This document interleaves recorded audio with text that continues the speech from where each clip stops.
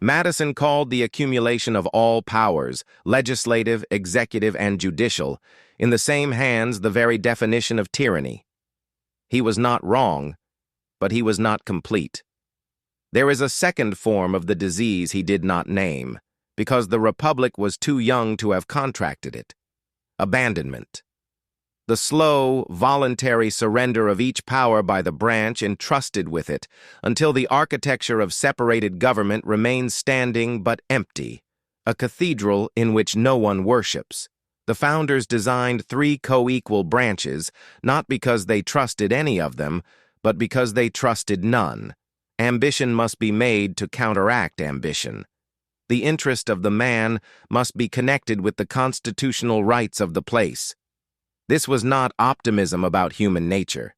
It was engineering, the construction of a machine in which the natural appetite for power in each branch would check the same appetite in the others, producing not harmony but a productive and necessary friction.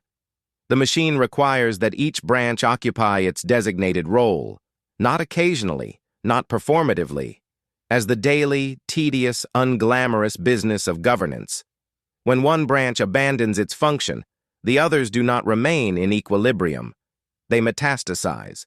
The vacuum is filled, and it is filled by whichever branch is willing to act, in whatever form is fastest and least accountable.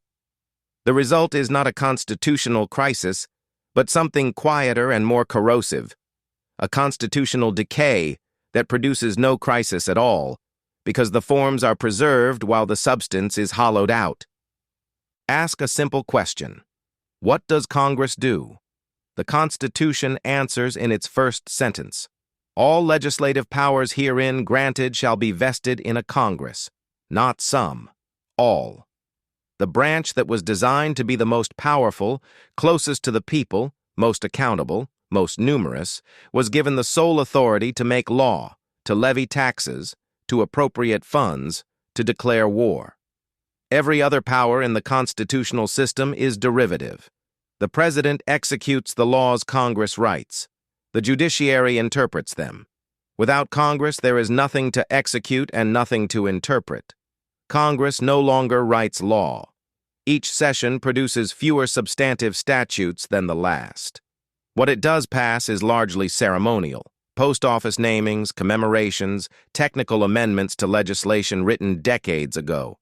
The great questions that define a generation, how to fund the government, how to regulate the technologies remaking the economy, how to manage the border, are not being legislated.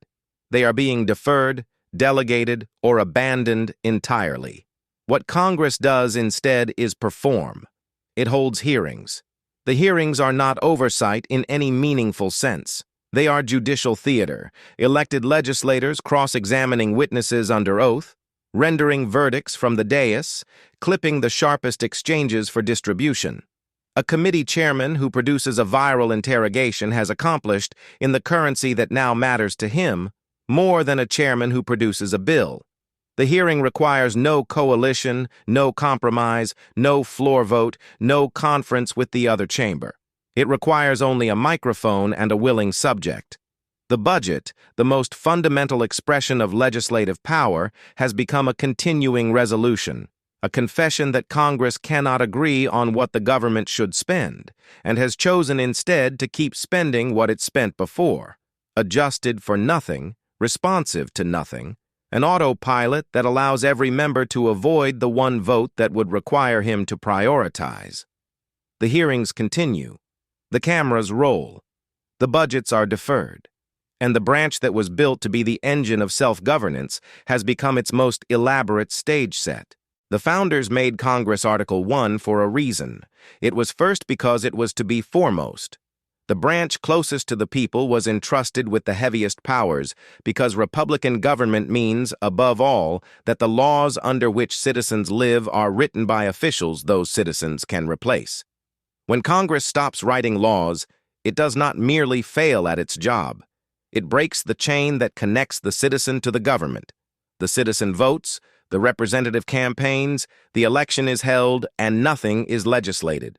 The form of self-governance persists. The substance has been abandoned. Into the space Congress vacated, the executive has expanded. This is not a partisan observation. It has been true under every president of the 21st century, accelerating with each administration, because the structural incentive is irresistible. A president who can act unilaterally will act unilaterally when the legislature will not act at all. The Constitution gives the president one legislative instruction: he shall take care that the laws be faithfully executed. Faithfully executed, not written, not invented, not replaced with directives that carry the practical force of statutes, but pass through no deliberative body and face no floor vote. The president was designed to be the executor of a will that Congress drafts. When Congress drafts nothing, the executor writes his own. Executive orders have multiplied in every recent administration. Each president issues more than the last, and each claims broader authority than his predecessor dared. Agencies are created, reorganized, and dismantled by memoranda that carry no force of statute. Entire programs are terminated not by repeal, but by the refusal to spend funds Congress appropriated. Governance migrates from the deliberative to the directive, from the chamber floor to the executive suite, from officials the Senate confirmed to advisors whose authority derives from proximity rather than from any constitutional office. This is what executive power looks like when the legislative branch has vacated the field. It is not usurpation in the classical sense. Caesar crossed the Rubicon. The modern executive simply walks through a door Congress left open and forgot to guard. The orders are issued, the agencies comply, and the citizen, watching from a distance, cannot distinguish between a government of laws and a government of directives, because the directives have the same practical force and face no legislative check. The danger is not that the executive acts. The executive was designed to act. The danger is that the executive now defines the policy it was built only to implement. And governance by directive is a different thing from governance by law. A law is deliberated, amended, compromised, passed by both chambers, and signed. It survives the administration that produced it. An executive order survives only the president who issued it. What one president decrees, the next rescinds. What that president builds, his successor dismantles. The citizen is not governed by settled law but by oscillation, whipsawed between directives that reverse every 4 or 8 years, unable to plan a life around a policy that changes with the occupant of a single office. This is not governance. It is the imitation of governance, and the Republic pays for it in the slow erosion of the citizen's belief that the system functions at all. Each presidency ratchets the precedent of unilateral action forward. None ratchets it back. The third branch was designed to be, in Hamilton's phrase, the least dangerous, possessing neither the sword nor the purse. Its power is the power of judgment, to say what the law is. It depends entirely on the political branches to enforce what it decides. Its authority rests not on force, but on the settled expectation that its rulings will be obeyed. Remove that expectation, and the judiciary is an oracle speaking to an empty room. The judiciary now oscillates between two conditions, neither of which the founders imagined. The first is helplessness. When the executive defies a court order, the judiciary has no mechanism of enforcement beyond the expectation of compliance. That expectation is fraying. Courts issue orders. The executive declines to comply, or complies partially, or complies in letter while violating in spirit. The court has no army to dispatch. It has only its authority, and authority that is routinely tested is authority that is eroding. The second condition is omnipotence. When Congress will not legislate, every policy question eventually becomes a case. And every case becomes a vehicle for a single judge to impose the policy answer that 535 legislators were too fractured to produce. The judiciary fills the vacuum not because it wants the power, but because someone must. And the courtroom is the last institution in which a question, once raised, must actually be answered. The founders did not design courts to write national policy. But courts do not have the luxury Congress has claimed for itself, the luxury of inaction. The result is a branch that is simultaneously too weak and too strong.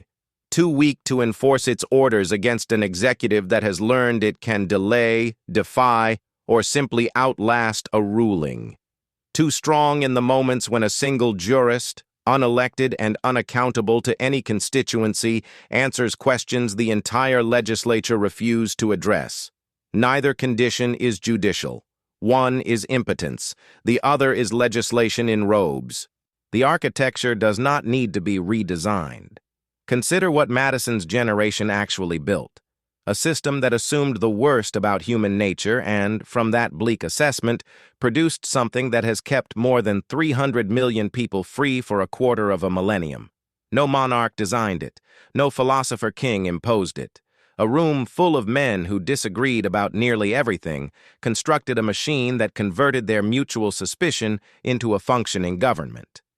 That achievement is not merely sound. It is, in the strict sense, miraculous. The problem is not the blueprint.